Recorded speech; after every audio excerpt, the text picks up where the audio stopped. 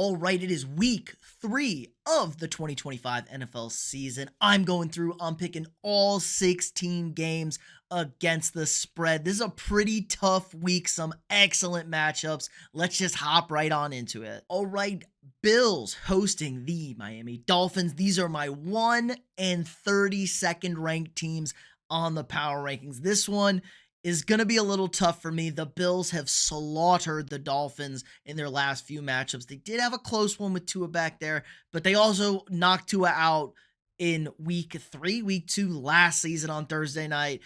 This is a tough one. 12.5 is a monster number, but the Bills have looked so good offensively. The Dolphins have looked horrendous defensively. Now, the run defense was better for the Bills.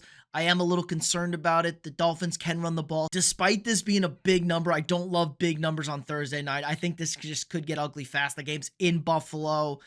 Mike McDaniel might be the first head coach fired, so give me the Bills minus 12.5. Okay, next one up for us, the Packers traveling to the Cleveland Browns. Browns laying 7.5 at home, so a touchdown and the hook. That's a scary number. That's a big number, but the Packers have looked so dominant this year. Now, I do like the Browns defense a little bit in this matchup. Packers wide receiver core banged up and not quite as good as people thought they were. Tucker Kraft's been cooking, though, and I just feel like the Packers offense has left points on the table this season, but that defense is going to wreak havoc against this Browns offense. The offensive line isn't good. Joe Flacco's 1,000 years old. He can't move, so lots of sacks, probably a few turnovers to boot. Packers coming off a 10 days rest, first road game of the year. Give me the Packers laying the 7.5 on the road. All right, we have the surprise of the NFL season so far. The Indianapolis Colts traveling to the Tennessee Titans. The Colts laying 3.5 on the road. I don't think anybody thought we'd be saying that going into the year. Maybe some Colts fans, but not even. Indiana Jones has been cooking, but I have liked what I've seen from the Titans. Despite them being 0-2, I do think Cam Ward shows some potential, shows some flashes. Team's got to catch the football a little bit for him. I don't like his head coach. I think his head coach is bad.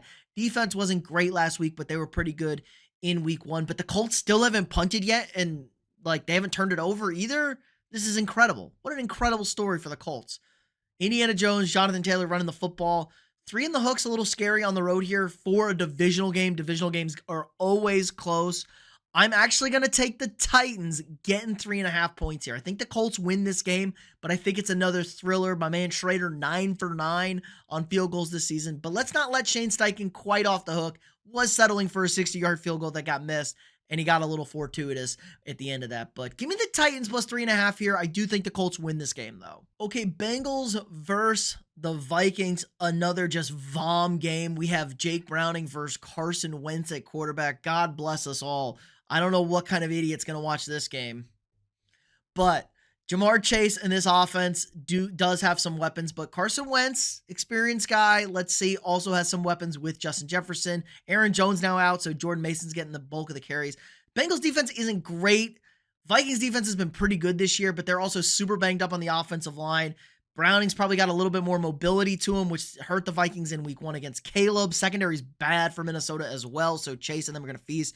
I think the Vikings win this game, but the Bengals cover, like a 1-point stupid win for my Vikings. I'm not going to feel good about it.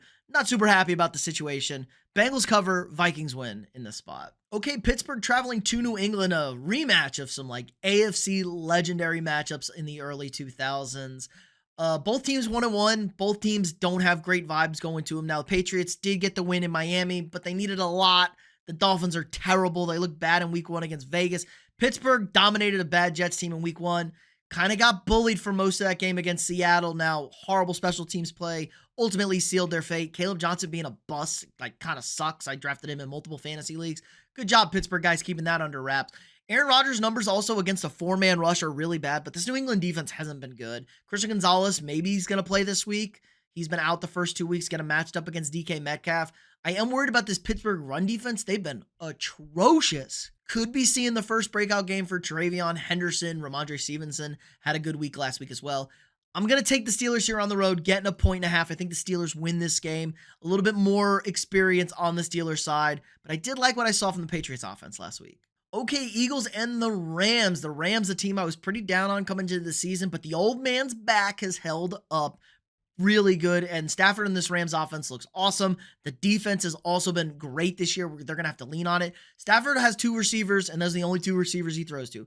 Those two receivers happen to be Puka Nacua and Devontae Adams, who still got it going. The running backfield carry share is kind of weird, but they run the football as well. And the Eagles offense, I haven't been impressed with. Like, they were super mediocre against Kansas City and super mediocre against the Cowboys, especially after that lightning delay. They haven't thrown the ball at all, which is kind of a concern if they're going to be so one-dimensional. I know they gashed this Rams team last year, but if the Rams can stack 9 in the box and just make Jalen Hurts have to throw the football, I'm not sure he's going to be able to do it.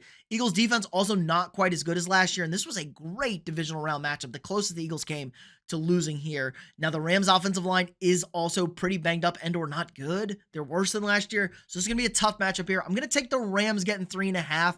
I kind of like the Rams outright as an upset, but I really like the Rams getting 3.5 here. Okay, Buccaneers against the Jets. Look at the Bucs, 2 walk-off wins, essentially, late game winners. They're feeling great about themselves. Baker, moneymaker. Let's cash them checks. They're taking on the Jets. Now, the Buccaneers short week played on the Monday night. The Jets looked abysmal against the Bills. They lost a fun game week 1 against the Steelers. Justin Fields out. It's going to be Tyrod Taylor. We know what the rule is. If you get embarrassed, your teams tend to bounce back, but this Jets team is bad. The Buccaneers offensive line is a concern for me. I think 6.5 is a little scary. This Jets team isn't great, though, and they heavily have to rely on the run. The Buccaneers have one of the best run defenses in football. Their run defense is excellent. If anywhere, they're weak in the secondary. So give me the Buccaneers here, minus 6.5. I think they'll grit one out. Baker's probably banged up still. Run the football, though, against this Jets team, which is awful against stopping the run. Get Bucky Irving a big fantasy day and throw in a little Rachaad White there too for the believers out there. So give me the Buccaneers minus 6.5. I think they take care of business against a dreadful Jets run defense. Okay, this one's getting a little spooky, scary here. We got the Raiders traveling to the Washington Commanders. Washington laying the 2.5 points at home, but no Jaden Daniels now. This line is probably moved here. Marcus Mariota most likely going to be your starting quarterback in the year of 2025. The Raiders, however, played on a short week Monday night, and they've had an insane travel schedule to start the season. Started the season out east against the Patriots, flew back across the country to Las Vegas, hosted the Chargers on a Monday night, and now on a short week are flying all the way back across the country to Washington. That's just such a lot of miles on the body early in the season. They're going to take a beating. This Raiders defense has kind of been sneaky good. They were good in week 1 against the Patriots, and they were pretty good against the Chargers. Geno Smith was awful, though. This team can't run the football. If teams don't have to worry about the run game and they can just drop coverage and force Geno to pass, Geno's not been great, 3 interceptions, and they're able to rush him as well because the offensive line is not as good. Like, offensive line are just bad in the NFL. I can't believe I'm going to do this, but I'm going to take the Commanders minus 2.5 here, even with Marcus Mariota starting. I think the Commanders with 11 days off, they've kind of been, or 11 extra days compared to the Commanders' 10 days off, compared to the Raiders. So I think they've been preparing for this. I think they're ready. I think they have something in mind for them. So give me the Commanders here, minus 2.5. Okay, the Atlanta Falcons traveling to the Carolina Panthers. Panthers 5.5 point underdogs at home against the Falcons. Panthers 0-2, and they look like one of the worst teams in football. This offensive line is not good. The receivers are pretty terrible, minus Ted McMillan. The offense started getting a little something going in the second half against the Cardinals, almost a comeback. But Bryce Young's under duress. Like, they can't block a 4-man pass rush. They can't block a 4-man pass rush. And the defense is still horrendous. This Falcons team coming off of a 6-sack night. They are one of the worst pass rushing teams in the NFL the last decade or so. They now look like they have a pass rush. They can get after the quarterback, bringing in some blitz change-ups. Give me the Falcons minus 5.5 here. They're just going to run all day. Bijan Robinson, Tyler Algier. Michael Penix may not have to throw a pass to win this game and cover that spread. Give me the Falcons minus 5.5. Okay, we have the Texans traveling to the Jacksonville Jaguars, laying 1.5. And these two teams like kind of split with each other oppositely. The Texans are better in Jacksonville, and Jacksonville's kind of better in Houston. I have, kind of liked what I've seen from the Jags offense, minus the Trevor Lawrence thing where he just turns the ball over in the red zone still and throwing hospital passes. I am worried about BTJ. Houston getting 1.5 on the road. This defense looked awesome. Their special teams look great. But they sold the last drive, man. They had Baker dead to rights, but Houston desperately needs a win. If they lose this game, their season is over. It is a shorter week, but at getting 1.5, I'm going to take the Texans here. I just think this team's too good to go 0-3. So give me Houston plus 1.5 on the road in Jacksonville. Okay, a fun game in LA. Chargers minus 2.5 point favorites against the Denver Broncos. Denver feels like they should be in 2-0. The Chargers are 2-0. Chargers, again, coming off of a short week, but they are back at home. Their first official home game of the season in LA. Had the home opener technically in Brazil, but that doesn't count. And this Denver team just hasn't put a good game together. They've had a good offensive game and a good defensive game. They haven't put both together. So if Denver can put both those together, they are scary. But this Chargers team is one of my favorite teams to watch for. Ever since Justin Herbert started hooking up with Madison Beer, they've unlocked his final form. This is the Justin Herbert we all knew and thought he could be. Plus, Jim Harbaugh is an excellent head coach. Want to see a little bit more out of the running game, Omarion Hampton, but Najee Harris is getting back into the flow of things. This defense has been awesome. Now, Khalil Mack's got the injured elbow. He's out, most likely. I haven't 100% heard the update on that, but I'm assuming Khalil Mack's out for this one. So it's going to be a low-scoring, ugly game, but I think 2.5 is just enough to wet my whistle. Give me the Chargers minus 2.5 here. I think they win this game and cover that spread. Okay, the Seahawks laying 7.5 at home against the New Orleans Saints. The Saints have played 2 games at home indoors, and they've looked fine. They haven't been an embarrassment. They haven't been an abject disaster. But this Seahawks defense is for real, for real. This is an excellent unit out there. Now, I'm worried about the Seahawks offense, kind of not, done anything to impress me so far. Great on the ground. Sam Darnold. He's going to do Sam Darnold things. So I think this team's going to be kind of a pain in the ass to watch. 7.5 is a big number, but I just think the defense feast on the Saints offense. We get some turnovers here, probably a defensive score or at least a very short field to punch it in. Control the clock with the run game. I'm going to swallow the 7.5 at home. Take the Seahawks over the Saints. Okay, next up, the Dallas Cowboys traveling to the Chicago Bears, and the Bears are laying 1.5 here. Like, geez, does Nail Polish Boy really have the hold over the country like that? Dallas's defense is not very good. So maybe the Bears offense and Ben Johnson are going to get it figured out. But for the love of God, the last 2 NFC players of the week have been against this Bears defense. They're jacked up. They're flying around. The Cowboys have a legit good offense, okay? Like, Dak Prescott's a really good quarterback. George Pickens fits in nicely. CeeDee Lamb's going to eventually catch the football.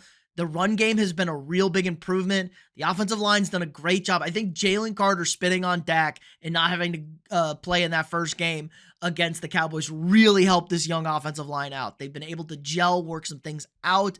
This is going to be a high-scoring affair, potentially. I think Caleb gets benched at some point this season. They're going to go to Badgett. Give me the Cowboys getting 1.5 here. Their kicker's also significantly better. Like Santos, the Bears fans hate. I mean, Aubrey might kick one from 65 and break the Soldier Field record. I don't know, but I like the Cowboys here getting 1.5. I think they win this game outright. Okay, the San Francisco 49ers laying 1.5 to the Arizona Cardinals. The Arizona Cardinals 2-0. The San Francisco 49ers 2-0. And you know what? I've just not been super impressed with this Cardinals team. People were very high on Arizona heading into the season, and I just didn't quite feel the buzz for them. And we've seen this inconsistency. They didn't blow away the Saints. They had that game locked up against the Panthers, but then the Panthers ended up with the ball with a chance to win the game at the end of it because Kyler Murray just checks out of games. He gets his stats. He doesn't really care. His body language is awful. Defense is fun. The offensive line also not very good for Arizona. Got to get the run game going, get it established. 49ers, they got McCorkle starting. I'm very scared that Mac Jones and CMC are like, this is the team right now. Now, Juwan Jennings back out there. The defense has been very good under Robert Saleh.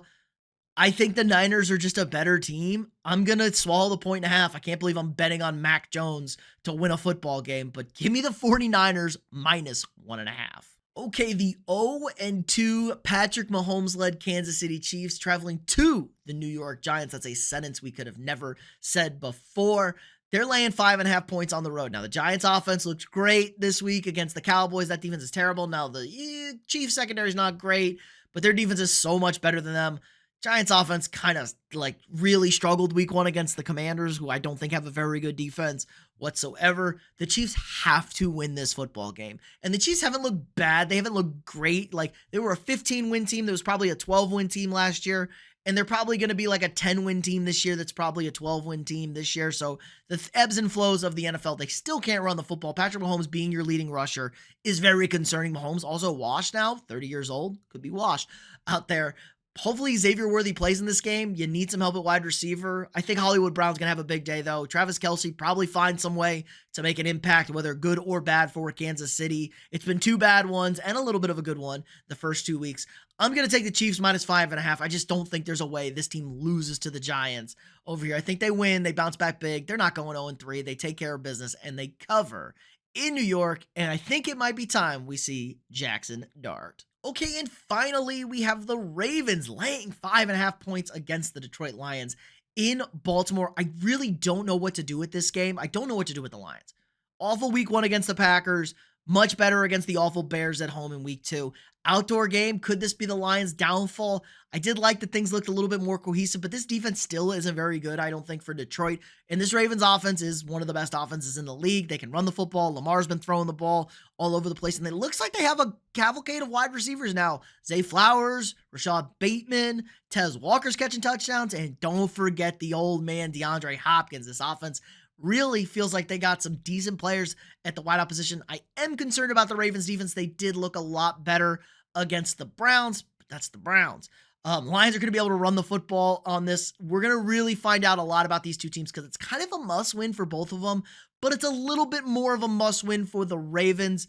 Give me the Ravens -5.5 points. I think the Lions kind of struggle again. I'm just not in on them. The offensive line issues are a concern. Give me the Ravens -5.5 here. So let's go through, recap everything. My picks this week against the spread. So I got the Bills -12.5 against the Dolphins, Packers -7.5 against the Browns, Titans +3.5 against the Colts, Bengals +2.5 against my Vikings, Steelers +1.5 against the Pats, Rams +3.5 against the Eagles, Buccaneers -6.5 against the Jets, Commanders -2.5 against the Raiders, Falcons -5.5 at the Panthers, Texans +1.5 at the Jaguars, Chargers -2.5 against the Broncos, Seahawks -7.5 against the Saints, Cowboys +1.5 at the Bears, Niners -1.5 against the Cardinals, Chiefs -5.5 at the Giants, and the Ravens -5.5 at home against the Lions. That's going to do it for us today, guys. If you haven't already, drop a quick like on this video, subscribe to the channel. We got a daily long form video for you guys every single day. So a video or a live stream every single day of the football season, plus all our brilliant sports stat facts throughout the week. Again, like, subscribe, and share. If you want to sign up for a channel membership, help support me, allows me to keep making this great content for you guys every single day. Plus, you get all sorts of access to cool and exclusive perks throughout the live streams that we do multiple times. At least 2. We probably have 3 live streams every single week. 4, if you really want to get fancy over here. So be sure to do all that stuff. Check out the links down below. Again, like, subscribe, and share, and I'll see you all tomorrow.